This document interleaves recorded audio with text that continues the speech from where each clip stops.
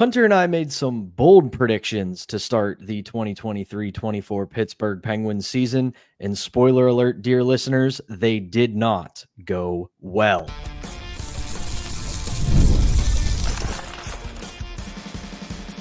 You're Locked On Penguins, your daily podcast on the Pittsburgh Penguins, part of the Locked On Podcast Network, your team every day.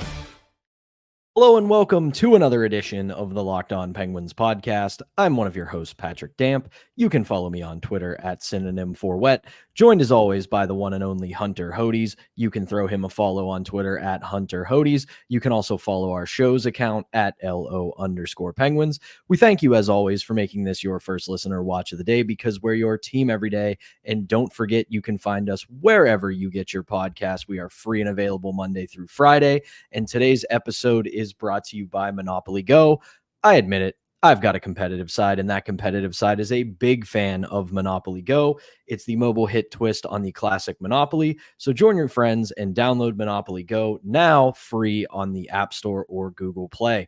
So if there is one thing in the sports talk industry that is extremely fun to do, it is to go back and look back at your preseason predictions. And for the two of us, we didn't just make preseason predictions. We took an episode where we made 3 bold predictions each, some of them oddly specific, some of them putting ourselves out there on the ledge. But guess what? All of those bold predictions made us look like the absolute goofballs that we absolutely are. And to kick us off with this, I'm going to start with one of my own. And I was not just wrong. Boy, I was way wrong. My oddly specific prediction, if I can get my notepad here and take a look at it, I said that Chris Letang, thanks to the acquisition of Erik Karlsson, would be spending more time with Evgeni Malkin at 5-on-5 than he normally does with Sidney Crosby, because as we know, Letang and Crosby, his line and his pairing were often locked to one another. So let's start with Sidney Crosby. Chris Letang spent 650 minutes and 30 seconds with Sidney Crosby at 5-on-5, compared to Evgeni Malkin, who he spent 397 minutes and 12 seconds with. So, Hunter, not only was I wrong, I was way wrong on that one.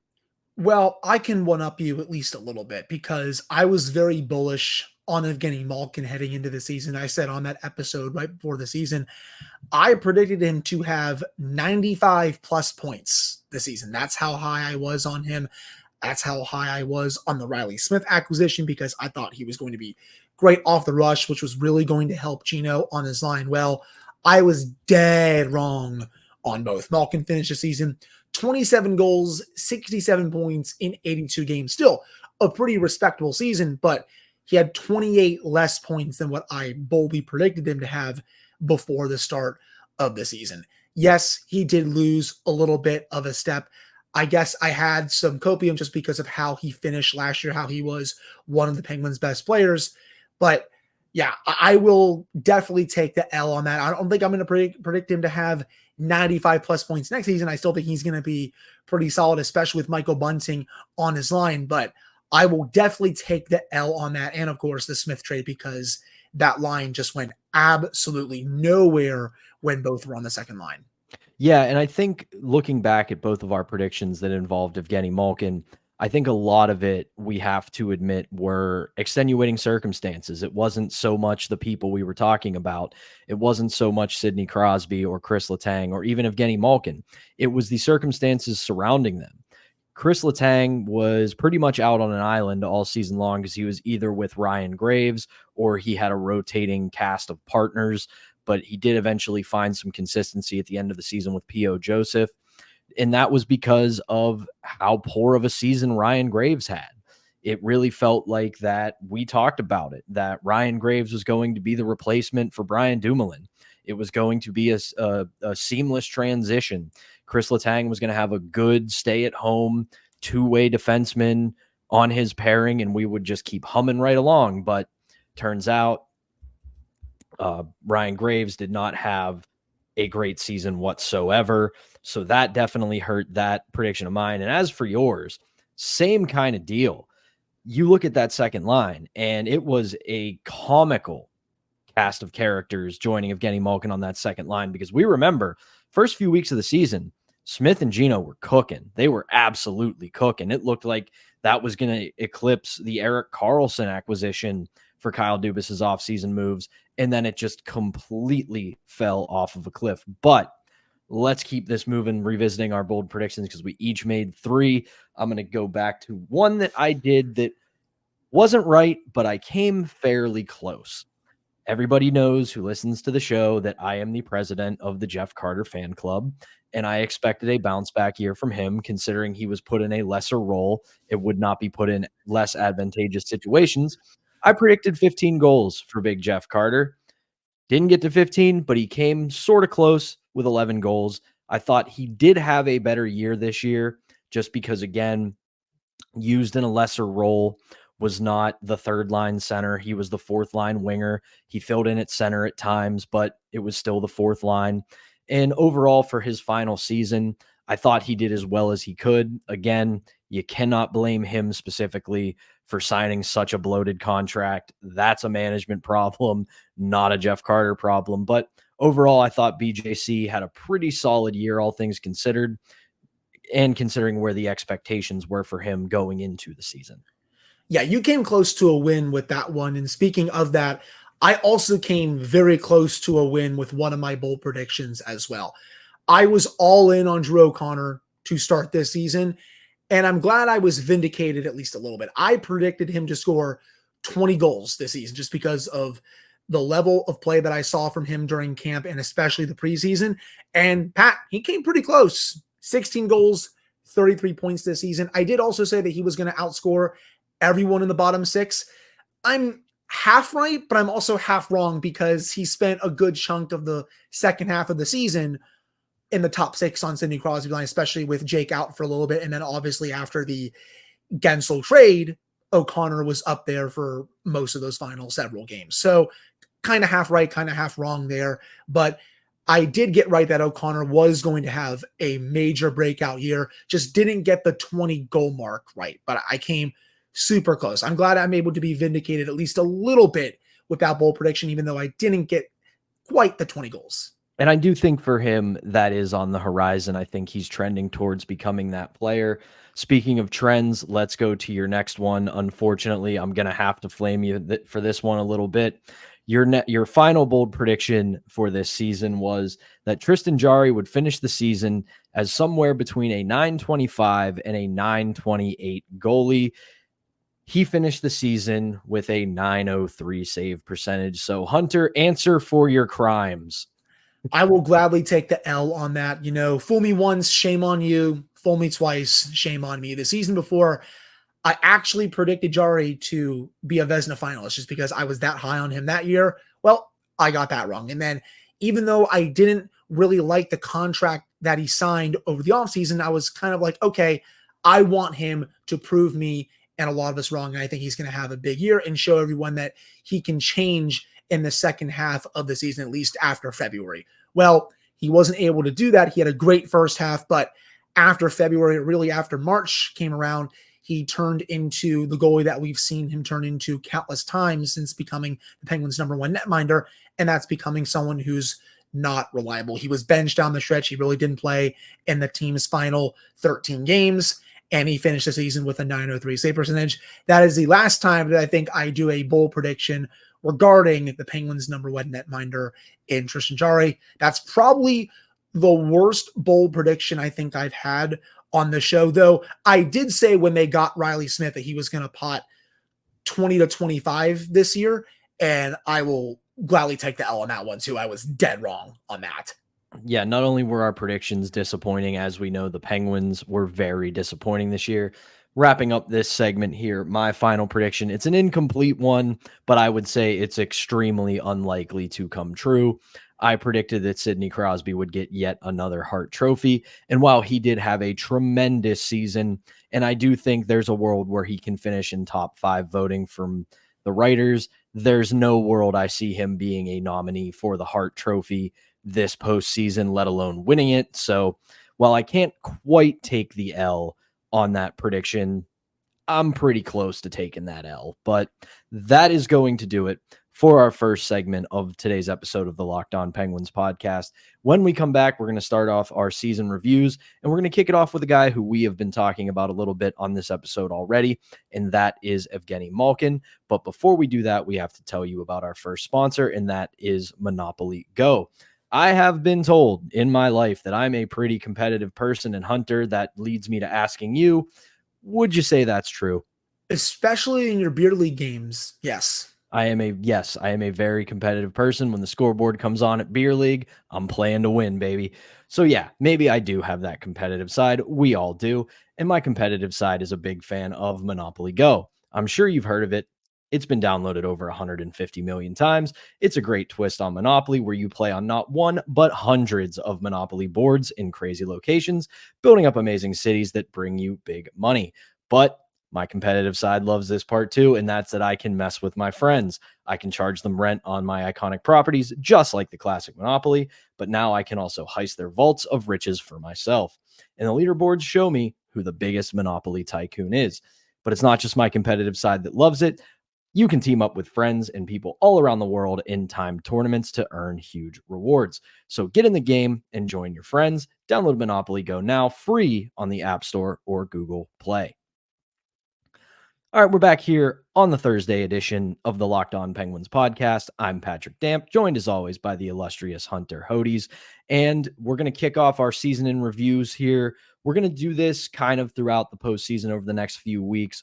We're going to look at individuals on the team, on the roster, players, even coaches and management, and we'll kind of give our thoughts on their season as a whole. And we're going to kick it off with a guy who has always been a polarizing figure in Penguin circles, and that is assistant captain number 71, Evgeni Malkin. It was not a great year for Gino overall. He did play all 82 games for the second season in a row, scored 27 goals, added 40 assists for 67 points, finished with a +5 and averaged about 18 and a half minutes per game. By Evgeni Malkin standards, not his best season. Overall, though, if you're just looking at the surface, if you're just looking at the counting stats, it's a disappointing season, but there were a ton of circumstances surrounding it that put Malkin in a position where he couldn't really succeed, But there also is the factor that you could see it with his game. He has started to lose a step just a little bit. That's totally fair to say. He definitely has lost at least a little bit of a step, but I still think he is a very good second line center in the NHL. I've said it a lot on this show. I'll say it again here. Not everyone is going to age like Sidney Crosby. In fact, really nobody is probably going to age like him. You're asking for the impossible with that. But when I look at Evgeni Malkin's season overall, yes, it is a little disappointing, but he still did everything in his power to help this team win on a nightly basis. I mean, you look at his underlying numbers this season. When he was on the ice, the Penguins had 52% of the shot attempts. They had over 54% of the actual goals for, 53% of the expected goals, almost 52% of the scoring chances. He was setting up a scoring chance virtually every shift. And for the longest time, no one was putting the puck in the back of the net just because a lot of his line mates were not that good for the season. Yeah, Riley Smith and him started out the season red hot those first few weeks, but after that, Smith trailed off, and Malkin was kind of left on an island just because this team was a one-line team for a good chunk of the season. Heck, they had Colin White on his line at times this year. For as good as Gino is, he's not going to be able to carry a line at age 37 with someone like Colin White on it. I think you're just asking for the impossible with that. But once Michael Bunting came onto his line, he looked like 2016, 2017 level of Evgeni Malkin. In only 21 games, they had a little over 200 minutes of 5-on-5 ice time. With Bunting and Malkin together, that line, 17 goals for, 11 goals against, 53% of the scoring chances, 55% of the high danger chances. All of those numbers are way up when you look at Malkin's line without Bunting on it. He just needs a little bit of help. And once he got that help, boom, that line took off and was one of their best lines for the final month, 5 weeks of the season. And it also did help, I will say, that Rickard Rakell started playing a lot better through the final month of the season. We'll have to see what happens with him over the offseason, but Rakell started to get back to the level that we saw him play at last season, and that was big for his line as well. He just needs a couple of competent line mates to help him because he can still set up chances. He can still gallop at times. He just needs a little bit more help compared to someone like Sid. You brought it up, Michael Bunting. That acquisition really helped rejuvenate Evgeni Malkin's season. They really seem to have something together on that line. And I am very curious, as you are, to see how Rickard Rakell bounces back next season. I'm very doubtful that they could move off of that deal, but we did find out from reporting from Seth Rohrbaugh that Rakell was basically playing with a shoulder injury throughout the entire season. He could be seen wearing a brace around it most of the season after he came back from that injury early in the year. So if he's able to recover and get back to his usual self, the way he plays the game, the way Michael Bunting plays the game, I do think you really could have something on that second line with those two together. And again, we talked about it at the beginning of the show. You spoke about it there when you were talking about Evgeni Malkin. The biggest hindrance to his success this year, I think, was that he needed consistency. He's lost a little bit of a step. He can't really take over games the way he once could when he was in his absolute prime, but the power is still there. The shot is still there. The skill and vision are still there. But when you have the legs diminishing a little bit, that is going to suffer your overall game. So if he has consistency, whether it's Rickard Rakell or this team goes out and gets somebody else to help him in the summer, I do think he's going to get back to a normal level into next season. Does that mean 100 points? No, it probably means 70, 80-ish points and another 25, 30 goals because he still has the shot. He still can bomb the puck from the circle, and he still has the vision to make some absolutely incredible plays. And the biggest thing for me is, despite all the injuries and the surgeries that he's gone through, despite losing a step, he is still a fearless hockey player. You can see it in his game. He still drives the net. He still is willing to go to the front of the net. He's still willing to go into areas where he's going to get hit. And those are all hallmarks of what makes Evgeni Malkin a great hockey player. Agreed. And you brought up that shot that he still has. You're right. I mean, it's a cannon from the circle. And I want the Penguins to utilize that shot on the power play more often next season. It's one of the biggest reasons why I want a new power play coach, is so they can unlock that again, just because the Penguins power play kind of went away from that this season. I don't know why. He can fire the puck like it's no tomorrow. And even if the puck is not going in the net, it's still creating rebound opportunities for someone like Bunting, who, again, is a ratty player and can be around the net front. That sets up garbage goals for someone like him. They need to utilize that a lot more. And I just want to see some of his decision-making improve a bit more as well, whether it's on the power play or 5-on-5. Sometimes he would make a couple of rush decisions with the puck. Kind of want to see that cleaned up a little bit for next season as well. If I have to give a grade for him, I'll give somewhere, I'm not going to give him an A, but, maybe B minus somewhere in there. You could argue a C if you want to, but I think B to B minus is a fair grade for me this year. That's right where I am. I was going to go B minus, C plus. He did a lot of very Evgeni Malkin things down the stretch when he was needed more than ever. He, at the very least, played admirably through having that revolving door of wingers on his line. And like I said, he's just not the Evgeni Malkin of even 5 years ago that can just snap his fingers and take over a game. So while it was, again, a disappointing season for the Penguins overall, there is still something there for Evgeni Malkin. Is it, again, I hate to expectation set here, but again, don't expect next year him to come back and suddenly be prime Evgeni Malkin. Set your expectations accordingly. He's going to be Evgeni Malkin with a bit of a step less. The points aren't going to be as big, but should Kyle Dubas do what he says he is setting out to do this summer, I do expect him to bounce back a little bit and maybe get back to that level he had last year where he had just a shade over 80 points. But that is going to do it for the second segment of the Locked On Penguins podcast.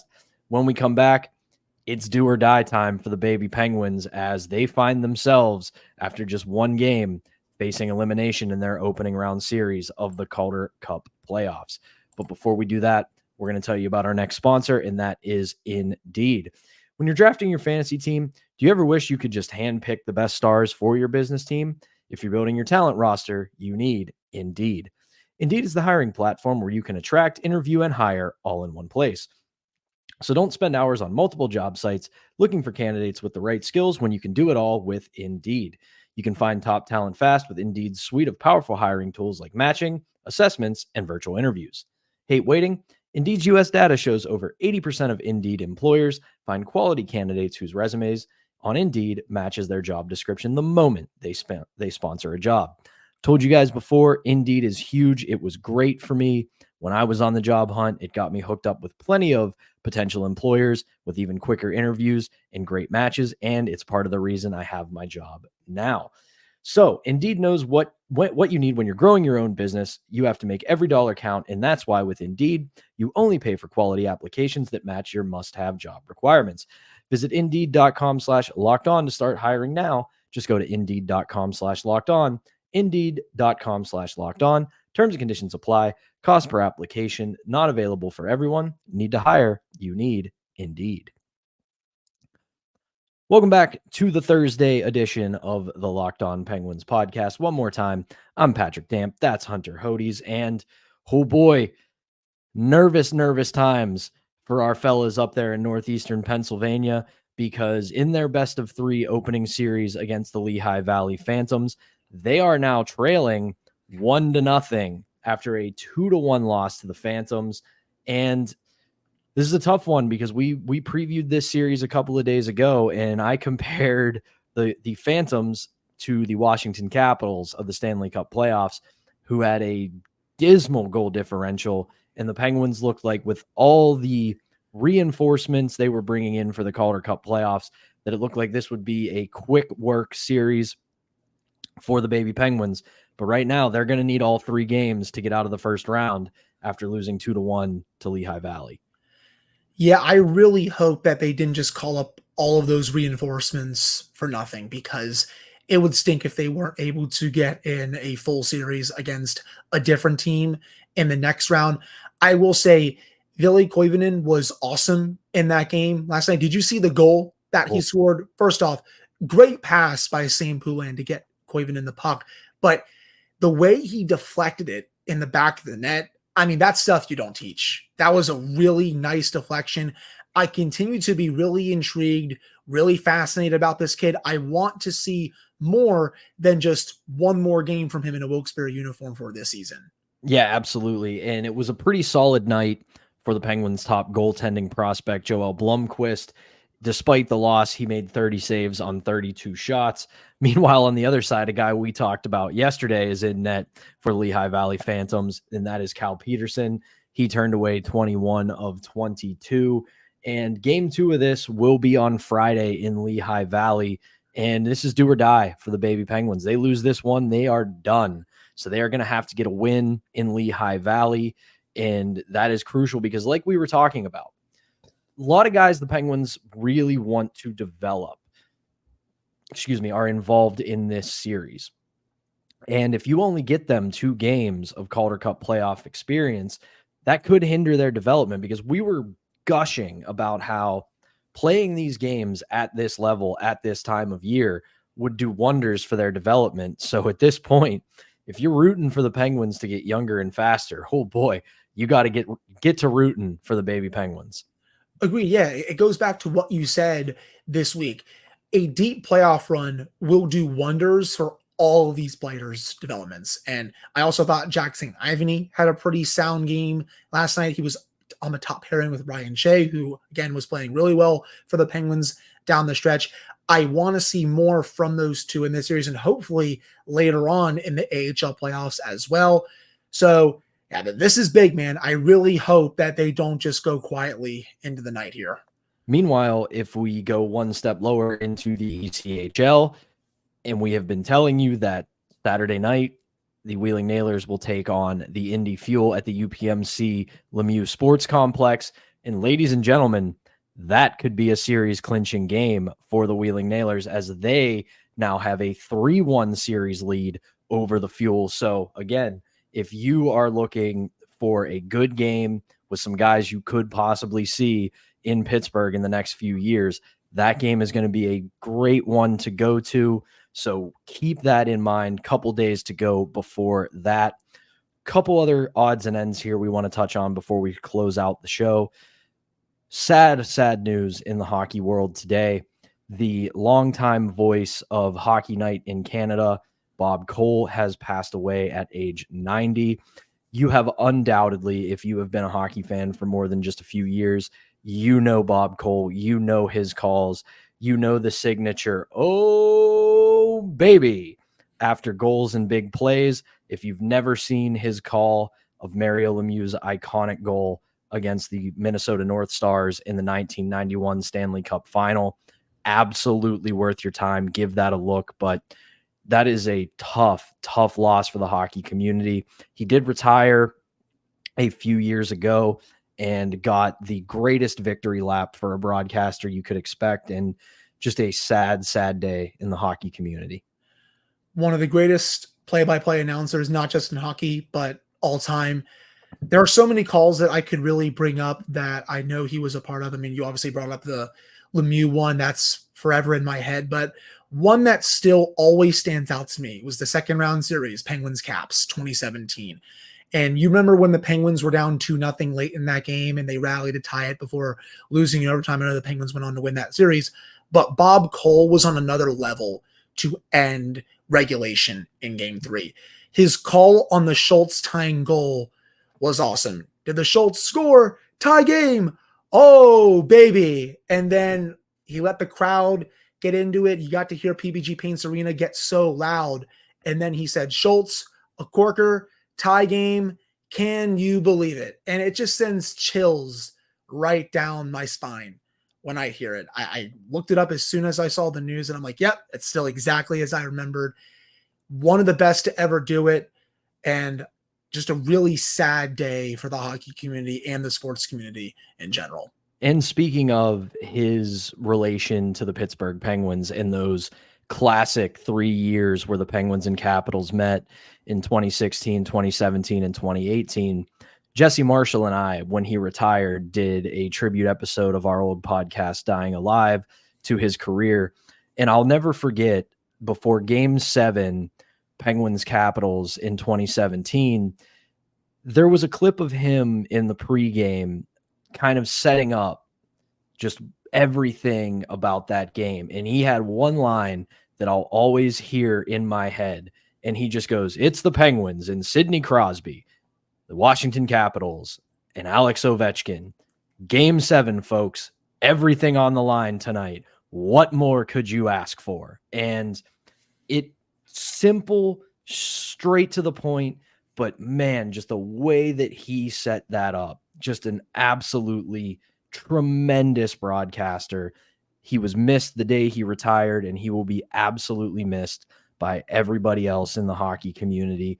All the best to his family and all the best to those at Sportsnet and Hockey Night in Canada, because he obviously had great relationships with all of them.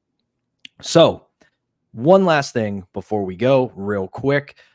Tomorrow, Friday, our last episode of the week, we will be doing a mailbag episode. You will get a call from both of us on social media asking for questions. Anything you want hockey related, get to know us. We're going to have ourselves a little bit of fun on Friday and answer your questions. You can tweet those at us. You can put them down here in the YouTube comments. We'll go through them tomorrow, and when we record, we will answer your questions. But Hunter, unless you've got anything to add, I think that is going to do it for this edition of the Locked On Penguins podcast. For Hunter Hodes, I am Patrick Damp. Thank you as always for tuning in, and we will talk to you on Friday.